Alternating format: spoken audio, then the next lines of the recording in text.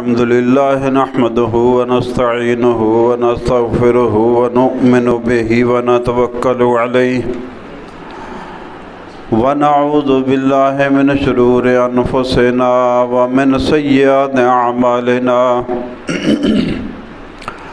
من يهده الله فلا مضل له ومن يضلل فلا هادي له ونشهد أن لا إله إلا الله وحده لا شريك له ونشهد أن محمدا عبده ورسوله أما بعد فأعوذ بالله من الشيطان الرجيم بسم الله الرحمن الرحيم يا أيها الذين آمنوا كتب عليكم الصيام كما كتب على الذين من قبلكم لعلكم تتقون وقال الله تبارك وتعالى شهر رمضان الذي أنزل فيه القرآن هدى للناس وبينات من الهدى والفرقان فمن شهد منكم الشهر فليصم ومن كان مريضا أو على سفر فعدة من أيام أخر يريد الله بكم اليسر ولا يريد بكم العسر إن الله وملائكته يصلون على النبي يا أيها الذين آمنوا صلوا عليه وسلموا تسليما اللهم صل على محمد وعلى آل محمد كما صليت على إبراهيم وعلى آل إبراهيم إنك حميد مجيد اللهم بارك على محمد وعلى آل محمد كما باركت على إبراهيم وعلى آل إبراهيم إنك حميد مجيد الحمدللہ ثم الحمدللہ۔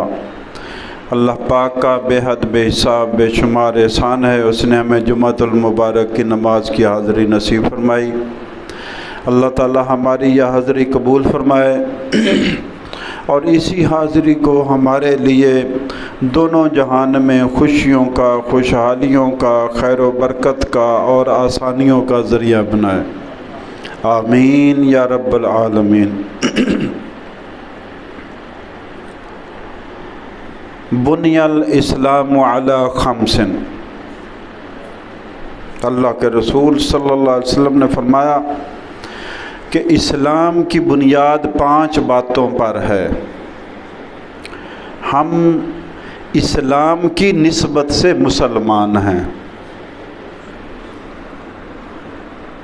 اگر اسلام نکل گیا تو مسلمانی نہ رہی، پھر یہ الگ بات ہے کہ ہم مرتے دم تک مسلمان ہونے کا ٹائٹل تو انجوائے کرتے رہیں گے کہ ہم مسلمان ہیں، لیکن ادھر آنکھ بند ہوئی، ادھر سے اگلا کھاتا شروع ہوا تو 14 نہیں 28 طبق کھل جائیں گے کہ کیا کیسے زندگی گزاری اور کیسے غفلت میں پڑے ہوئے تھے۔ تو اللہ نے اپنے بندوں کی رہنمائی کے لیے آسمانی کتابیں نازل فرمائیں، وحی نازل فرمائی، انبیاء اور نبی مبعوث فرمائے، ان کو لوگوں کی رہنمائی کی ذمہ داری دی۔ اللہ نے نبیوں کی، رسولوں کی خود تربیت کی اور پھر نمونے بنا کر لوگوں کی طرف بھیجا، تاکہ ان کے پاس کوئی حجت، کوئی بہانہ، کوئی عذر نہ رہ جائے کہ جی ہمیں سمجھ نہیں آئی، ہمیں پتہ نہیں چلا، ہمیں بتایا نہیں کسی نے۔ تو اللہ کے رسول صلی اللہ علیہ وسلم نے میری اور آپ کی رہنمائی کے لیے فرمایا بنی الاسلام علی خمس، کہ تم اسلام سے مسلمان ہو اور اسلام کی بنیاد 5 باتوں پر ہے، لہذا مسلمانوں کو کان کھول کر سننا چاہیے کہ میری یہ 5 باتیں قائم ہیں یا نہیں۔ پہلی بات شہادت اللہ الہ الا اللہ وان محمد عبدہ ورسولہ۔ پہلی بات بنیاد یہ ہے کہ گواہی دینا کہ اللہ کے سوا کوئی معبود نہیں اور حضرت محمد صلی اللہ علیہ وسلم اللہ کے بندے اور رسول ہیں۔ یہ پہلی بنیاد ہے اس کا اقرار کرتے ہی یہ گواہی جب زبان سے دی تو آپ سے آپ اگلی 4 بنیادیں جو ہیں نا وہ بندے پر لاگو ہو جاتی ہیں۔ وَإِقَامِ الصَّلَاةِ پہلی بنیاد نماز قائم کرنا، وَإِيتَاءِ الزَّکَاةِ زکوٰۃ ادا کرنا، وَصَوْمِ رمضان رمضان کے روزے رکھنا، وَالْحَجِّ مَنِ اسْتَطَاعَ إِلَيْهِ سَبِيلًا اور جو استطاعت رکھتا ہے اللہ کے گھر تک پہنچنے کی اس پر حج۔ تو حج زندگی میں صرف ایک بار فرض ہے، اس کے بعد جتنی بار بھی بندہ کرے گا وہ نفلی حج ہوگا۔ جبکہ نماز یہ انتہا ہے، ایک طرف نماز ہے ایک طرف حج ہے۔ پہلی بنیاد شہادت اور گواہی کے بعد نماز ہے جو روزانہ 5 بار آواز آتی ہے کہ اللہ کی خیر کی طرف آؤ، نماز کی طرف آؤ، اللہ کے نمائندے کی حیثیت سے مؤذن آواز دیتا ہے۔ اور دوسری انتہا پر حج ہے کہ جس میں استطاعت ہے وہ زندگی میں ایک بار کرے گا بس کافی ہے اس کے لیے۔ درمیان میں 2 عبادات آگئی، زکوٰۃ اور روزہ۔ زکوٰۃ سال کے سال مال پر صاحب نصاب جس دن بندہ ہوا کہ اب یہ زکوٰۃ کا نصاب میرے پاس پورا ہو گیا، جس دن صاحب نصاب ہوا اسی دن اگلے سال اس پر زکوٰۃ واجب ہے ادا کرنی۔ اور زکوٰۃ مالی عبادت ہے۔ یاد رہے دین میں تقسیم اعمال کی 2 طرح سے ہے، کچھ ہے کرنے کے کام ہیں، کچھ ہیں نہ کرنے کے کام۔ کچھ کا کرنے کا حکم دیا گیا کہ یہ کرنے ہیں تم نے، کچھ سے روکا گیا ہے کہ ان کے نزدیک بھی نہیں جانا تم نے۔ تو 2 طرح کے ہیں معاملات، 2 کام ہیں۔ تو پہلے جو کرنے والے ان میں پھر 2 طرح کی تقسیم ہے کہ ان میں سے کچھ کام ہے جو کرنے ہی کرنے، تمہارے اختیار پر نہیں ہے، دل آیا کر لیا، دل نہ آیا نہ کیا، نہیں، یہ کرنے ہی کرنے ہیں، یہ ضروری ہیں۔ اور کچھ ہیں وہ اختیار پر ہیں، بھئی کر لو تو تمہیں ثواب مل جائے گا، اجر مل جائے، نہ کرو گے تو کوئی بات نہیں۔ اسی طرح نہ کرنے والے کاموں میں بھی کچھ ایسے کام ہیں جن سے بچنا ضروری ہے، آپشن پہ نہیں ہے کہ جی ہم سے بچا نہیں جا سکا۔ اور کچھ کاموں سے بچ گئے تو فائدہ، نہ بچے تو کوئی حرج نہیں۔ تو جو کرنے والے ضروری کام تھے ان کو فرض کہتے ہیں، اور جن میں اختیار دیا گیا کرو نہ کرو برابر ہے، فائدہ مل جائے گا اگر کر لیا، تو وہ مستحبات ہیں۔ اور جن سے بچنا ضروری ہے، اختیار میں نہیں ہے کہ اپنی مرضی سے بچیں نہ بچیں، بچنا ضروری ہے، وہ حرام ہے۔ اور جن سے بچنے میں اختیار ہے کہ بچ جاؤ تو بہتر ہے، نہ بچو تو کوئی بات نہیں، بات تقاضا بشریت تم سے ہو جائے گا، وہ ہے مکروہات، ناپسندیدہ کام، جن کو شریعت نے ناپسند کیا کہ اچھے نہیں ہیں لیکن سزا نہیں مقرر کی ان پر۔ تو میرے بھائیوں، کرنے والوں میں نماز ضروری ہے، روزہ ضروری ہے، صاحب نصاب پر زکوٰۃ ضروری ہے، صاحب استطاعت پر حج ضروری ہے۔ تو آج ہم روزہ کے بارے میں بات کر رہے ہیں کہ روزہ کیا ہے۔ ہم ساری چھوٹے ہوتے ہم رکھتے آ رہے ہیں، دیکھتے آ رہے ہیں، سنتے آ رہے ہیں کہ روزہ اللہ کی طرف سے حکم ہے کہ تم نے کھانے پینے اور جماع سے اتنے وقت کے لیے طلوع فجر سے لے کر غروب آفتاب تک رک جانا ہے۔ یہ تینوں حلال کام تھے، اللہ نے ریہرسل کرانے کے لیے، مشق کرانے کے لیے، ٹریننگ اور تربیت کرنے کے لیے۔ اسی لیے میں کہتا ہوں کہ قرآن تربیتی کتاب ہے۔ قرآن ہماری تربیت کرتا ہے، کس زندگی کے لیے؟ کہ تم تیار ہو جاؤ جنت والی زندگی کے لیے، تم قابل بن جاؤ قرآن پر عمل کر کے جنت والی زندگی کے لیے، اور قرآن پر عمل کر کے تم اس قابل بن جاؤ کہ تم قیامت کے دن جہنم سے بچ سکو۔ یہ قرآن ہماری تربیت کرتا ہے۔ تو روزہ کیا ہے؟ روزہ ہے کھانے پینے اور جماع سے رک جانا، طلوع فجر سے غروب آفتاب تک۔ کس وجہ سے رک جانا؟ اللہ کا حکم سمجھ کر کہ یہ میرے رب کا حکم ہے۔ اللہ کا حکم ہے کہ اس وقت میں کھانا نہیں ہے، پینا نہیں ہے، بیوی سے معاملات تعلق نہیں رکھنا ہے، تو اس عرصے میں ان چیزوں سے بچ رہنے کا نام، اللہ کی رضا کی خاطر بچ رہنے کا نام روزہ ہے۔ اب ویسے یہ تعریف اتنی ہی کافی تھی۔ اگر ہم میں عقل اور مت اور سوچ اور سمجھ اور دانائی اور کچھ ہوتا ہمارے دماغ میں، تو اتنا ہی کافی تھا کہ اللہ نے حکم دیا ہے کہ ان حلال چیزوں سے تھوڑے عرصے کے لیے رک جاؤ، اور ان چیزوں سے رکنے کا جن سے ہمیشہ کے لیے اللہ نے حکم دیا کہ ان کے نزدیک بھی نہیں جانا، پھر وہ اس حالت میں کیسے جائز ہو گئی؟ روزے کی حالت میں کھانا حلال تھا، چھوڑ دیا جی اللہ نے منع کیا ہے۔ پینا حلال تھا، چھوڑ دیا جی اللہ نے منع کیا ہے۔ بیوی سے تعلق حلال تھا، چھوڑ دیا جی اللہ نے منع کیا ہے۔ اگر اللہ ایک ہے، اور یقیناً اللہ ایک ہے، اور ہمارا ایمان ہے اور عقیدہ ہے کہ اللہ ایک ہے، تو پھر اسی اللہ نے منع کیا کہ غیبت حرام ہے، کبھی نزدیک نہ جانا، سود حرام ہے، کبھی نزدیک نہ جانا، شراب حرام ہے، کبھی نزدیک نہ جانا، اسی اللہ نے یہ منع کیا۔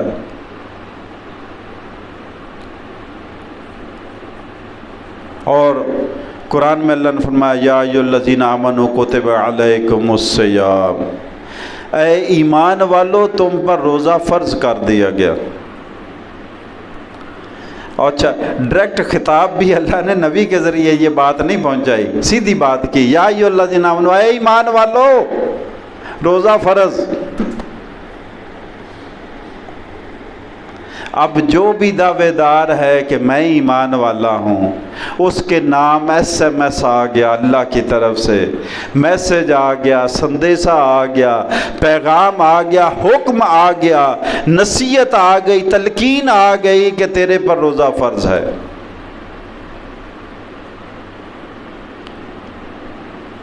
کما کتب علی الذین من قبلکم، دلاسا آ گیا کہ یہ پہلی بار کام نہیں ہوا، صرف تم پر نہیں یہ پابندی لگی ہے، تم سے پہلے لوگوں پر لگتی رہی ہے۔ لعلکم تتقون، اور اس پابندی کا مقصد ایک ہے، تاکہ تمہارے اندر اللہ کا ڈر پیدا ہو جائے، نافرمانی کرتے ہوئے تم اللہ سے ڈرنے لگ جاؤ، نافرمانی کا موقع ملے تو تم اللہ کے خوف سے اس سے بچ جاؤ۔ روزے کا مقصد یہ ہے، تمہیں شدید پیاس لگی ہے، گرمیوں کا موسم ہے، گھر میں پانی بھی ہے، فریج میں ہے، کوئی روکنے والا نہیں، کوئی ٹوکنے والا نہیں، کوئی دیکھنے والا نہیں ہے، اور تمہیں ضرورت بھی ہے، ضرورت کی چیز میسر بھی ہے، لیکن تم پھر بھی پانی نہیں پیتے کہ میرے رب نے منع کر رکھا ہے۔ یہ تصور باقی معاملات میں کیوں نہیں آتا؟ روزے سے ہٹ کر یہ تصور کیوں نہ آیا؟ جھوٹ بولتے ہوئے کہ میرے رب نے منع کر رکھا ہے، غیبت کرتے ہوئے کہ میرے رب نے منع کر رکھا ہے، ناپ تول میں کمی کرتے ہوئے کہ میرے رب نے منع کر رکھا ہے، ملاوٹ کرتے وقت کیوں نہ خدا یاد رہا کہ میرے رب نے منع کر رکھا ہے؟ آنکھوں کا بے حجابانہ طواف کیوں نہ یہ آنکھیں روک سکی کہ میرے رب نے منع کر رکھا ہے؟ کان کیوں نہ کنٹرول میں آ سکے کہ میرے رب نے منع کر رکھا ہے؟ زبان کیوں بے شتر بے مہار چلتی رہی کہ میرے رب نے منع کر رکھا ہے؟ جب روزے کی حالت میں یہ خیال آ جاتا ہے کہ پانی پینا نہ بھائی اللہ دیکھ رہا ہے، تو باقی جگہوں پہ اللہ نہیں دیکھ رہا؟ باقی جگہ موقعوں پہ کون دیکھ رہا ہے بھائی؟ اگر روزے میں پیاس لگی، پانی نہیں پی رہا، جی اللہ دیکھ رہا ہے۔ کھانا نہیں، بھوک لگی کھانا نہیں کھا رہا، جی اللہ دیکھ رہا ہے، تو باقی موقعوں پہ کیوں نہیں یہ تصور آتا؟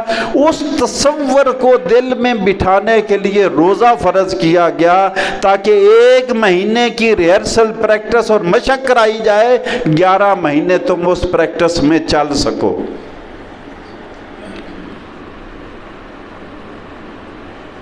لیکن کون سی مشق، کون سی ریہرسل کرنی ہے؟ جن لوگوں کے ابھی سے ہی ہاتھ پاؤں پھول گئے وہ روزے آ گئے۔ کچھ لوگوں کے لیے تو روزہ ایسے ہوتا ہے جیسے پولیس کا چھاپا نہیں پڑ گیا کہ روزے آ گئے جی۔ اب سگریٹ بھی نہیں، سر عام نہیں پی سکیں گے، چائے کے کھوکھے بند ہو جائیں گے، سر عام کتنی پابندیاں لگ جائیں گی، کریں گے تو لوگ وطن عجیب نظروں سے دیکھیں گے، کچھ شرم دلائیں گے، کچھ نہ کچھ تو آر اور اندر ذہنیت میں آتا ہے نا، ذہن میں۔ تو فرمایا اللہ تعالیٰ نے شہر رمضان الذی انزل فیہ القرآن، لوگوں رمضان وہ مہینہ ہے جس میں قرآن نازل کیا گیا۔ رمضان میں روزے کی برکت بھی ہے، ساتھ رمضان میں قرآن نازل کیا گیا وہ برکت بھی ہے، اور جس رات میں نازل کیا گیا اس کی پھر کمال کی ہی برکت ہے۔ یہ ساری برکتیں اسی مہینے میں ہیں۔ ایک بچے نے امتحان جب قریب آتا ہے، ابھی بچوں کو پتا ہے کہ میرا اپریل میں امتحان ہے یا مئی میں امتحان ہے یا جون میں امتحان ہے، تو وہ تیاری میں لگے ہوتے ہیں میرا امتحان آ رہا ہے۔ ہم نے بچوں کی شادیاں کرنی ہوتی، جوان ہو جاتے تو ادھر سے فکر لگ جاتی، بچوں کی شادی کرنی، تیاری کرنی ہے، سامان اکٹھا کرنا، اسباب اکٹھے کرنے ہیں۔ ہم نے سفر کرنا ہوتا تو سفر کی تیاری میں لگ جاتے ہیں، کپڑے تیار کرتے ہیں، خرچہ جمع کرتے ہیں، جیب میں پیسے ڈالتے ہیں، اپنی ذمہ داریوں کی کسی کی ذمہ لگاتے ہیں کہ میں 1-2 دن کے لیے جا رہا ہوں، تم یہ دیکھ لینا۔ دنیاوی معاملات میں ہم سارا کچھ کرتے ہیں، لیکن دینی معاملات میں ہم سے بڑا لاپرواہی کوئی نہیں ہے۔ دکان وقت پر کھلنی چاہیے، لیٹ بند ہو کوئی بات نہیں، کھلنی وقت پر چاہیے۔ سکول وقت پر بچے کو جانا چاہیے، لیٹ نہ ہو۔ بچے کو کلاس میں اچھی پوزیشن لینی چاہیے، دوسروں سے پیچھے نہ رہے۔ دنیا میں بڑا مقابلہ ہے، اللہ کہتا ہے سابقوا الخیرات، لوگوں نیکیوں میں مقابلہ کرو۔ وفی ذالک فلیتنافس المتنافسون، جنت کی شرابوں کا ذکر ہوا، فرمایا یہ وہاں کا منظر ہے اور اس میں ہی اصل مقابلہ ہے، لوگوں کو آگے بڑھنا چاہیے۔ وفی ذالک فلیتنافس المتنافسون، تو جہاں پہ اللہ رسول نے مقابلے کی ترغیب دی ہے، راستہ دکھایا کہ اس میں آگے نکلنے کی کوشش کرو، اس میں پیچھے پیچھے، اور جس میں فرمایا خیر ہے، یہ عارضی ہے، یہ فانی ہے، یہاں پہ اللہ نے جو تیرے مقدر کا لکھا ہے، تیرے دنیا میں آنے سے پہلے اللہ نے لکھ دی تھی تیری روزی مل جائے گی۔ 2 چیزیں روایت میں آتا ہے، 2 چیزیں موت بندے کی حفاظت کرتی ہے، اپنے وقت سے پہلے نزدیک نہیں موت کو آنے دیتی، اور رزق بندے کو تلاش کرتا پھرتا ہے، میرے مقدر کا، میرے حصے کا رزق جو اللہ نے لکھا ہے کسی اور کے لیے ممکن ہی نہیں ہے کہ وہ کھا جائے، وہ اس کو نگل لے، اس پر قبضہ کر لے۔ جو میرے مقدر کا، میرے حصے کا، وہ مل ہی جائے گا، لیکن اس کے لیے محنت، تگ و دو، کوشش وہ میرے ذمہ اللہ نے فرض کی ہے۔ میں اپنی پوری کوشش کر کے اس کو زیادہ سے زیادہ اس میں سے لے سکتا ہوں۔ ہو سکتا ہے میری کوشش ادھوری ہو، میرے مقدر میں 1 کروڑ لکھا تھا، اس میں سے 50 لاکھ لے سکوں مثال کے طور پر، تو کوشش میں تو کمی رہ سکتی ہے، اللہ کی عطا میں کمی نہیں ہوتی۔ شہر رمضان الذی انزل فیہ القرآن، لوگوں رمضان وہ مہینہ جس میں قرآن نازل کیا گیا، ھدی للناس، یہ قرآن لوگوں کے لیے سراپا ہدایت ہے۔ قرآن کیا ہے؟ لوگوں کے لیے سراپا ہدایت ہے۔ اللہ کہہ رہا ہے قرآن میں ہدایت ہے، تو ہدایت ڈھونڈنے کدھر جائیں گے پھر؟ اللہ کہتا ہے قرآن میں ہدایت ہے، تو ہمیں ہدایت ڈھونڈنی ہو، تلاش کرنی ہو تو کدھر جائیں گے پھر؟ ہم قرآن کے پاس جائیں گے، قرآن کے پاس جا کر اس کو سر پر رکھ لیں گے، ہدایت مل جائے گی۔ اس کو چومنے لگ جائیں گے، ہدایت مل جائے گی۔ اس کا تعویذ بنا کے پورے قرآن کو گلے میں لٹکا دیں، ہدایت مل جائے گی۔ اس کے نام کی قسمیں کھائیں، ہدایت مل جائے گی۔ اس پر ہر 6 ماہ بعد نیا غلاف چڑھاتے جائیں شوق سے کہ یہ بڑی پیاری کتاب ہے اللہ کی ہے، اس کو اور کپڑوں میں لپیٹتے جائیں۔ بڑے افسوس کی بات ہے ہمارے اکثر کے گھروں میں، ہم جو بچوں کو، اب ہم نے قرآن کو چھتری بھی بنا لیا، بچی رخصت ہو رہی تو اس کے سر پر قرآن آ گیا۔ ارے اس کے سینے میں قرآن رکھنا تھا، سر کے اوپر رکھ رہے ہو۔ اس کو قرآن کی تعلیم دینی تھی، قرآن سکھانا تھا۔ خیرکم من تعلم القرآن وعلمہ، اللہ کے رسول نے فرمایا کہ تم میں سے بہتر وہ ہے جو قرآن سیکھے اور دوسروں کو سکھائے۔ وہ شوق ہی نہیں ہے۔ ارے اپنے گھر میں تو مجھے اور آپ کو موقع ہے نا کہ وہاں پہ تو ہم خیر بن جائیں، اپنے گھر والوں کو سکھائیں، خود ایک آیت سیکھ لیں، خود ایک آیت۔ صحابہ کہتے ہیں کہ جب ہم قرآن اللہ کے نبی صلی اللہ علیہ وسلم سے سیکھا کرتے تھے، کتنا سیکھتے تھے؟ کہتے ہیں 10 آیتیں ہم پڑھتے تھے، ان کو، اب وہ عربی تھے، ان کو معنی کی ضرورت ہی نہیں، معنی ان کو خود آتا تھا، عربی زبان میں قرآن تھا، بتانے والا اللہ کا رسول تھا، عمل کر کے دکھانے والا اللہ کا رسول تھا۔ پھر بھی صحابی کہتے ہیں کہ جب تک 10 آیتیں پوری ہم سمجھ نہیں لیتے تھے، اس کا معنی نہیں سمجھ لیتے تھے، اس پر عمل کیسے کرنا ہے یہ جب تک نہیں سیکھ لیتے تھے، اگلی 10 آیتیں شروع نہیں کرتے تھے۔ ہدی للناس، اللہ نے فرمایا قرآن ہدایت ہے لوگوں کے لیے، تو لوگوں کو اگر ہدایت چاہیے تو قرآن کی طرف جانا ہوگا۔ دائیں بائیں بھاگنے سے پہلے قرآن کی طرف آ جاؤ، جس کی اللہ گواہی دے رہا ہے کہ اس میں ہدایت ہے۔ انسانوں کے پاس بھاگنے سے پہلے اللہ کی کتاب کی طرف آ جاؤ، جس کے لیے اللہ گواہی دے رہا ہے کہ اس میں ہدایت ہے۔ اللہ کی بات پر اعتماد کرو، یقین رکھو، ایمان رکھو، اور کتاب کی طرف رجوع کرو تو اللہ ہدایت کے دروازے کھولتا جائے گا، سمجھنا آسان فرما دے گا۔ وَبَيِّنَاتٍ مِّنَ الْهُدَى وَالْفُرْقَانِ، اس میں ہدایت کی نشانیاں ہیں اور اس میں فرقان ہے۔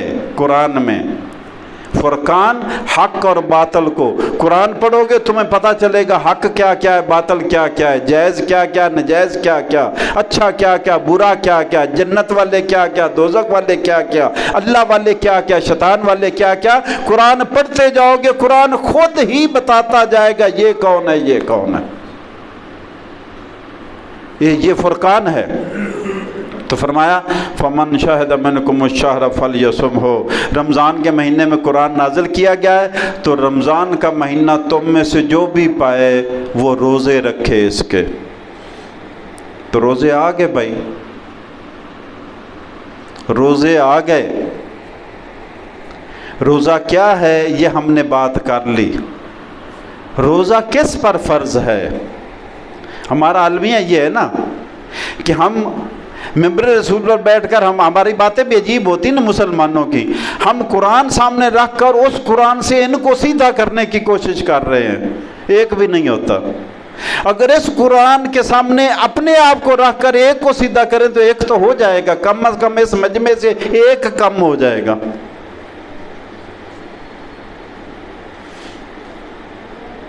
تو فرمایا رمضان کے روزے کس پر فرض ہیں؟ ہر وہ شخص جو اپنے آپ کو مسلمان کہتا ہے اور وہ بالغ ہے، نابالغ پر روزہ فرض نہیں ہے، مسلمان پر ہے، کافر پر نہیں ہے۔ اگر روزے کی، اچھا دیکھو حدیث میں آتا ہے کہ مومن اور کافر کے درمیان فرق ہے نماز، سنا ہوا ہے نا؟ کہ مومن اور کافر کے درمیان، تو جب نماز کھڑی ہوتی تب بھی پتہ چل جاتا ہے کہ مومن کون کون ہے، کافر کون کون ہے، مومن کتنے ہیں، کافر کتنے ہیں۔ اچھا، اب روزے کے حساب سے پھر فرق آ گیا کہ روزہ کس پر فرض ہے؟ مومنوں پر فرض ہے۔ تو جو بھی اپنے آپ کو مومن اور مسلمان کہتا ہے اس پر روزہ فرض ہے، رکھے گا تو اپنا فرض ادا کرے گا، نہیں رکھے گا تو قیامت کے دن حساب لیا جائے گا، اور حساب لینے والا رب کائنات ہوگا جس کے سامنے کوئی چھپ نہیں سکے گا۔ تو مسلمان پر فرض ہے، کافر پر روزہ فرض نہیں۔ روزہ رکھ کر اپنے آپ کو مسلمانوں میں شامل کرو، مسلمانوں کے ساتھ شامل ہو جاؤ، موقع ہے، نماز ادا کر کے مسلمانوں کے ساتھ شامل ہو جاؤ، اور روزہ رکھ کر مسلمانوں کے ساتھ شامل ہو جاؤ۔ روزہ مسلمانوں پر ہے، کافروں پر نہیں۔ اگلی بات، روزہ بالغ پر ہے، نابالغ پر نہیں ہے۔ تو جو بھی بالغ ہیں ان پر روزہ فرض ہے۔ اور پتہ کب بالغ ہو جاتے ہیں؟ جب بغلوں کے زیر ناف بال نکل آئے تو بالغ ہو جاتے ہیں،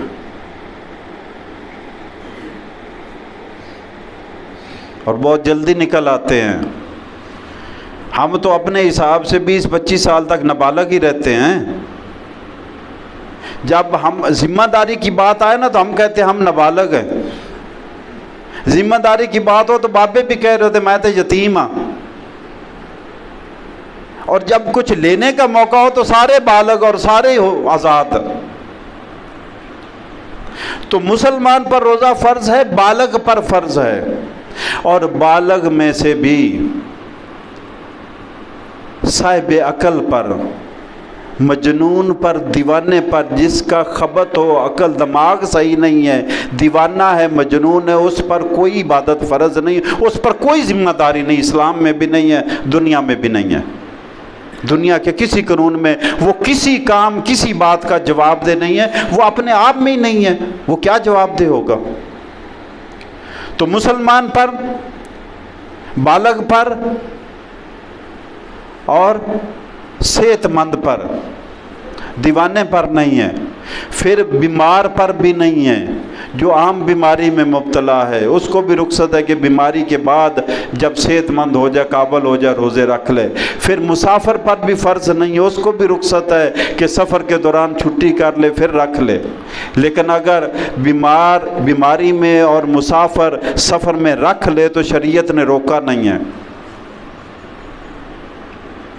تو فرمایا فمن شاہد منکم الشہر فلیصمہ، تم میں سے جو بھی اس رمضان کے مہینے کو پائے وہ روزے رکھے۔ اللہ کے رسول صلی اللہ علیہ وسلم نے فرمایا من صام رمضان ایمانا و احتسابا غفر له ما تقدم من ذنبہ، جس شخص نے روزے رکھے رمضان کے ایمان سے اور احتساب سے، دو لفظ ہیں سن لیجئے گا، اگر نتیجہ پہلے میں بتا دیتا ہوں۔ فرمایا جس نے ایمان اور احتساب سے رمضان کے روزے رکھے اس کے پچھلے سارے گناہ معاف۔ تو پچھلے سارے گناہ معاف ہو رہے ہیں، لیکن روزے کے ساتھ شرطیں دو ہیں کہ ایمان اور احتساب سے ہو۔ تو سمجھنا چاہیے نا کہ ایمان اور احتساب کیا ہے، یا ایسے ہی روزہ جیسے ہم رکھتے ہیں۔ تو فرمایا ایمان یہ ہے کہ ذہن میں ہو یہ میرے رب کا حکم ہے، میں اپنے رب کے حکم کی اطاعت میں اپنے رب کو راضی کرنے کے لیے یہ روزہ رکھ رہا ہوں، یہ میرے رب کی طرف سے فرض ہے روزہ۔ ڈائٹنگ کے لیے نہ رکھے، سمارٹ ہونے کے لیے نہ رکھے، لوگوں کی دیکھا دیکھی نہ رکھے، دکھاوے کے لیے، ریاکاری کے لیے نہ رکھے، رب کی رضا کے لیے ایماناً، اس کا ایمان ہو کہ یہ اسلام کی بنیاد ہے روزہ، اللہ کی طرف سے عبادت یہ فرض مقرر کی گئی ہے، اس لیے میں روزہ رکھ رہا ہوں۔ وَاحْتِسَابًا، اور یہ ذہن میں رکھے کہ میں اللہ کے حکم کی اطاعت کر کے نیکی حاصل کرنے کے لیے یہ روزہ رکھ رہا ہوں۔ جب وہ اللہ کا حکم سمجھے گا اور اس کام کے بدلے میں نیکی کی امید رکھے گا تو اس کو پھر وہ سنبھالنے کی کوشش کرے گا، پھر ایسے نہیں ہوگا کہ روزہ رکھ کر جھوٹ بھی بول رہا ہے، روزہ رکھ کر غیبت بھی کر رہا ہے، روزہ رکھ کر رشوت بھی لے رہا ہے، روزہ رکھ کر بے ایمانی بھی کر رہا ہے، روزہ رکھ کر نظریں بھی آزاد ہیں، روزہ رکھ کر زبان بھی آزاد ہے بولنے میں، روزہ رکھ کر کان بھی آزاد ہیں۔ پھر ایسے نہیں ہوگا۔ جب اس کو پتہ ہوگا کہ میرے رب کی طرف سے عائد کردہ فرض عبادت ہے جس کو میں ادا کر کے مجھے ثواب ملے گا، اور ثواب کیا ہے؟ فوری طور پر اللہ کے رسول نے فرمایا تیرے پچھلے سارے گناہ معاف، تو وہ اس عبادت کی حفاظت کرے گا۔ ارے بکری کا بچہ ہمارے گھر میں ہو تو ہم اس کے لیے بڑی حفاظت کرتے اور رمضان کے روزے کی حفاظت نہ کریں ہم؟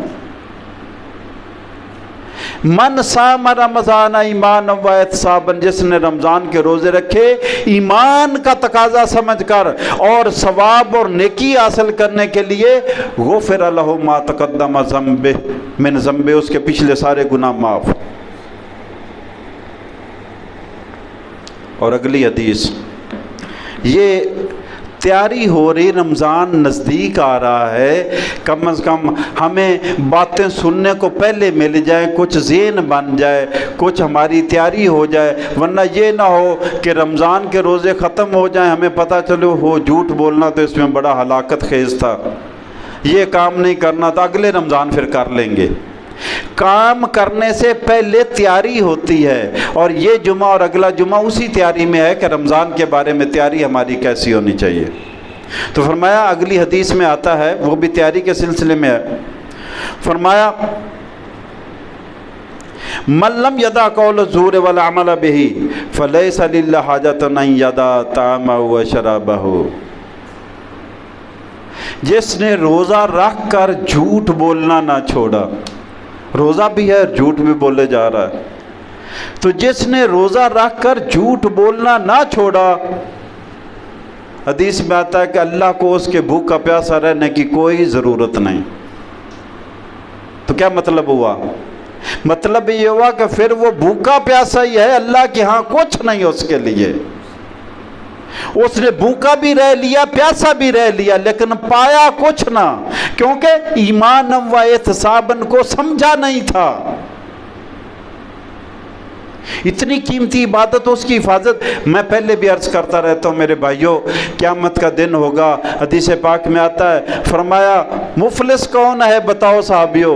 کہا جی جس کے پاس درہم دینار نہ ہوں۔ فرمایا مفلس وہ نہیں ہے، مفلس وہ ہے قیامت کے دن میرا امتی آئے گا، نمازیں بھی ڈھیروں ہوں گی، روزے بھی ڈھیروں ہوں گے، عبادات ڈھیروں، ذکر اذکار ڈھیروں، بہت نیکیاں کی ہوں گی، نیکیوں کے پہاڑ لے کر آئے گا، کسی کی غیبت کی، کسی کی چغلی کی، کسی کی جاسوسی کی، کسی کا عیب کھولا، کسی کو ستر بے ستر کیا، کسی کو گالی دی، کسی کو تھپڑ مارا، کسی کا مال کھایا، کسی کی طرف نظر دوڑائی، کسی کی طرف کان لگایا، کسی پر زبان چلائی، بس اس کو دے گا، اس کو دے گا، اس کو دے گا، دیتے دیتے نیکیوں کے پہاڑ ختم ہو جائیں گے، خالی ہاتھ رہ جائے گا۔ میری امت کا یہ شخص مفلس ہے کہ جو عبادات تو ڈھیروں لائے گا لیکن جو زیادتیاں کی ہوں گی، زیادتیوں میں دیتے دیتے ساری عبادات ختم ہو جائیں گی اور اس کے پاس کچھ نہیں بچے گا۔ تو نماز پڑھنا ضروری ہی نہیں ہے، اس کی حفاظت کرنا بھی ضروری ہے، روزہ رکھنا ضروری ہی نہیں، اس کی حفاظت کرنا بھی ضروری ہے کہ یہ عبادات ہم جس شوق اور لگن سے کر رہے ہیں، جس نیت سے کر رہے ہیں، جس امید پر کر رہے ہیں کہ قیامت کے دن اللہ ہمیں آسانیاں عطا فرمائے گا، اس دن یہ عبادت ہمارے پاس ہی رہے، ہم سے چن نہ جائیں۔ اس لیے جو بھی نیکی کا کام کرنا ہے اس کی حفاظت کرنی ہے، اور حفاظت شرک سے کرنی ہے، بدعت سے کرنی ہے، ریاکاری سے کرنی ہے، حرام سے کرنی ہے، ان چیزوں کو گھسنے نہیں دینا، بھٹکنے نہیں دینا اپنے پاس۔ ایک اور حدیث پاک ہے، لیس الصیام من الطعام والشراب، روزہ صرف کھانے پینے چھوڑ دینے کا نام نہیں ہے، یہ روایت میں الفاظ ہیں، حدیث میں ہم تو یہی سمجھتے ہیں نا، کھانا چھوڑ دیا، پینا چھوڑ دیا، دن بھر بھوکے پیاسے رہے، جی میرا روزہ ہے۔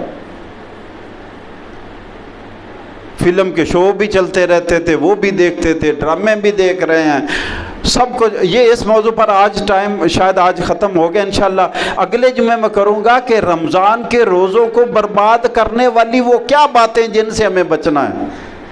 ذہن میرا آج وہی تھا لیکن بات کہیں اور چلی گئی، تو انشاءاللہ اگلے جمعے اس پر بات کریں گے کہ روزوں کے چور کون ہیں، روزوں میں ڈاکہ ڈالنے والے ڈاکو کون ہیں جن سے اپنی جائیداد کو، اپنی پراپرٹی کو، اپنی عزت کو، اپنی آبرو کو، اپنی عبادت کو، اپنے روزوں کو بچانا ہے، ان کی پہچان انشاءاللہ اگلے جمعے کریں گے۔ تو فرمایا لیس صیام من الطعام والشراب، روزہ صرف یہ نہیں کہ کھانا پینا چھوڑ دیا، انما الصیام من اللغو والرفث، روزہ اس کا نام ہے کہ تیری زبان سے بیہودہ بات ہی نہ نکلے۔ حدیث میں آتا ہے، ایک حدیث میں آتا ہے کہ سب سے زیادہ دو چیزیں جو سب سے زیادہ انسانوں کو، لوگوں کو جہنم میں لے کر جائیں گی، وہ دو چیزیں ہیں، ایک زبان اور ایک شرمگاہ۔ سب سے زیادہ جن کے باعث لوگ جہنم میں جائیں گے یہ دو چیزیں، زبان اور شرمگاہ۔ تو فرمایا روزہ یہ نہیں، صرف یہ نہیں ہے کہ تو نے کھانا چھوڑ دیا، پینا چھوڑ دیا بس روزہ ہے، نہیں، لغویات سے، بیہودہ باتوں سے، بیہودہ کلام سے، گالی گلوچ سے، غیبت سے، جھوٹ سے، ان سے بھی اس زبان کو روکنا ہے۔ اللہ ہم سب کو آسانیاں عطا فرمائے۔ انشاءاللہ العزیز آج مغرب کی نماز کے بعد درس قرآن ہوگا، اللہ کی کتاب کو سمجھنے کی کوشش کریں گے، اللہ آسانیاں عطا فرمائے، آمین یا رب العالمین۔